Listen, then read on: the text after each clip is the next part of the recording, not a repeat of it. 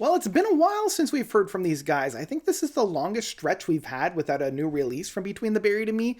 And I was always kind of wondering, what is this going to sound like? I haven't really been all that excited for their latest releases, like Automata 1 and 2, Colors 2, even Coma Eclectic, like all three of those records, four, depending on how you look at Automata, or is it Automata?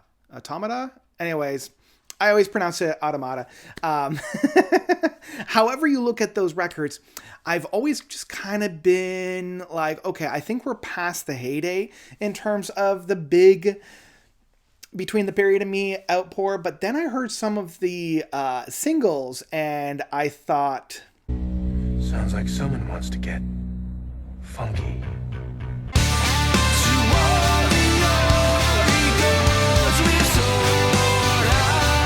The Blue Nowhere by Between the Buried and Me. So, Between the Buried and Me is an American tech progressive death metal band. Yeah, they got their start in the early 2000s, and when they first came onto the scene, they were really just a tech metal band. Like tech death metal, and very little bits of progressive rock in it. But kind of things shifted a little bit when we got to Alaska back in 2005. There was starting to be a little bit of sprinkles of progressive rock tendencies, and then Colors kind of changed the game for them in 2007. This was a full prog masterpiece, and I think to this day many people consider Colors to be like their magnum opus. It's like that is the one that people have pointed to be their best work. And honestly, for me, it started the three best records that we got from them: Colors, Great Misdirect, and Parallax Part 2, the Future Sequence. And then from there, we get Coma Eclectic, and I've already talked about the albums that came after that. So it feels like their trajectory of the band has kind of done this, and then we're starting to do that a little bit. I was hesitant when it came to this record, as I've already mentioned. Colors 2 didn't really hit me as much as I was hoping it would. After I reviewed it, I kind of put it on the shelf and I haven't even really returned to it all that much. Honestly, I returned to Coma Eclectic more than anything else from them pretty much since Parallax Part 2. They still write really good music, and I want to preface that going forward. Like, everything that they've done has been really, really good. It's just, where's the stay power, right? Like, how much am I really attuned to whatever it is that they're putting out? And I think part of it is also, I felt like they kept trying to reinvent the wheel, specifically on Automata 1 and 2 and Colors 2. And I was just kind of like, I don't really care all that much, So it really surprised me now coming into the Blue Nowhere that we get a little bit of a change up. They're trying different things, and they're no longer trying to reinvent the wheel. In fact, Dan Briggs on bass is taking a lot more of a leadership role on this album that I really, really appreciate. And so much of what I love about these tracks on the Blue Nowhere is Dan's bass work. It really does go to show how well he is as a composer, as a song structurer, and like the real heartbeat of this band. Now, of course, rounding out this band, they are now a 4-piece band with Tommy Giles Rogers on vocals and keyboards, Paul Wagner on guitars, and Blake Richardson on drums. And each one of them is really playing on full throttle. They're firing on all cylinders in this one. And I absolutely adore how they're really synergied and synthesized on this record. I love Tommy's vocal works on here. We're getting a lot more harmonizations within the screaming and the growling. I know a lot of people kind of, take or leave Tommy's growling. I've never found it a problem. In fact, Tommy was one of the people that got me into growling to begin with. So really, he is commanding some of the more soundscapey aspects on the keyboards on this one, in the same way that he was doing on Coma Eclectic. I almost feel like these two records are sisters to one another. Although I want to take an opportunity right now to say, this is the first record of theirs since Alaska, I think, that hasn't been a full on concept record with a storyline. It's more like these, and I think Tommy's even mentioned, when writing the lyrics and the content for this was more of a world that the songs inhabit that don't really follow a storyline. There's no characters, there's no through line. It's just these songs inhabit their own world and their own space. And I think that really freed them to create some interconnected tracks without having to bog things down with a big grandiose storyline like we had with Parallax 2 or within, well, I mean, now that I think about it, Great Misdirect wasn't really a storyline, so I'm kind of, eating my own tail in that sense. But it's kind of in that vein, right? It's kind of in that vein of the Great Misdirect.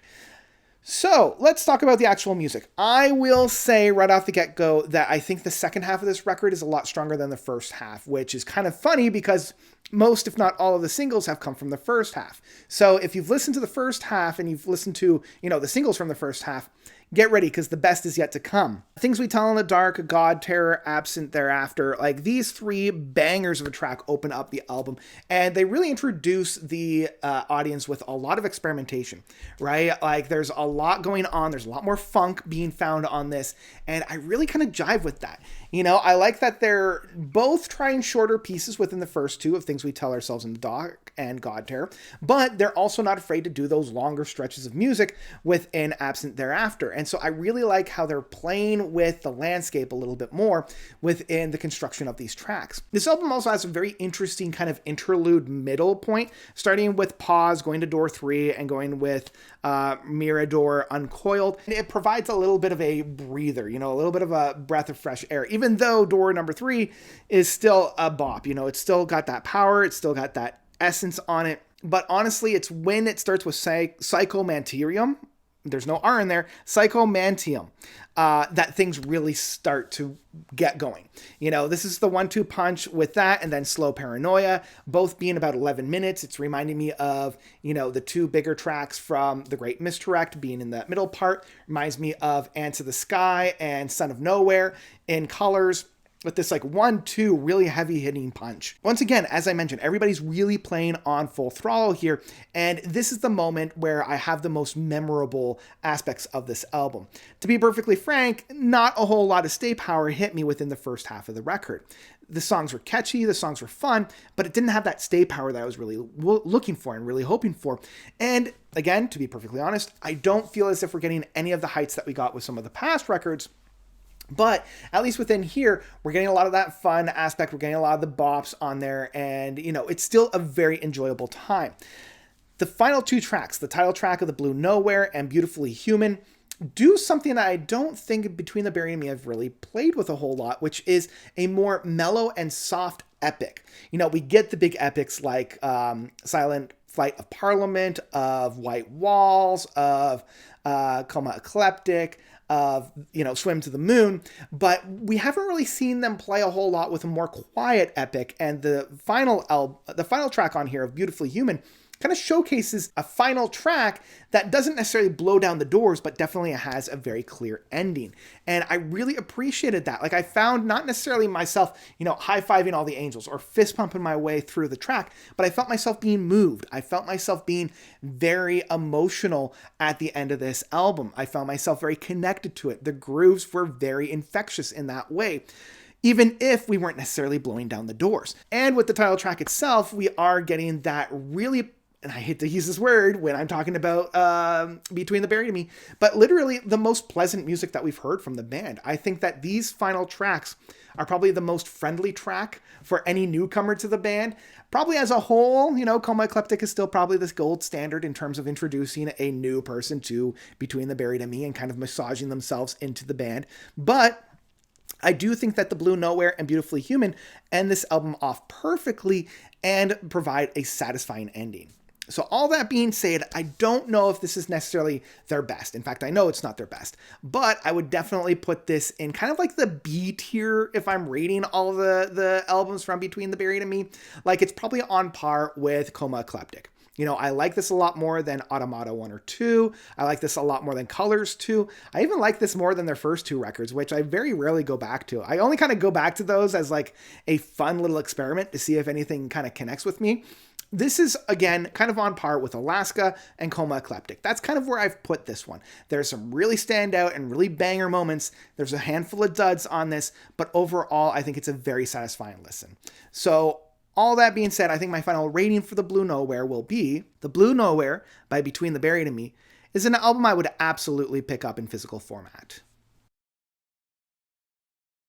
This is the thing about Between the Buried and Me. Like, their B tier is still an S tier in a lot of other bands, right? Like, if any other rando tech, death metal, progressive metal band were to put this album out, I would have been like, this, we need to pay attention to these guys because they've got something special, and that's what we have here. So yeah, I think that's my final thoughts for the Blue Nowhere. I probably will be sticking around this album a lot more than I did with Automata 1 and 2, as well as Colors 2, just because there's a lot more nooks and crannies in this one. You know, there's a lot more to kind of get yourself into and just kind of inhabit for a little bit. As Tommy says, this is a world, and I really enjoy being in this world. So yeah, that's my thoughts. This album drops on Friday. So once you've given it a listen, let me know of your own thoughts about this record, if you loved it, if you hated it, by commenting down below. Get excited because I think this is one of the, the real bops of the fall season.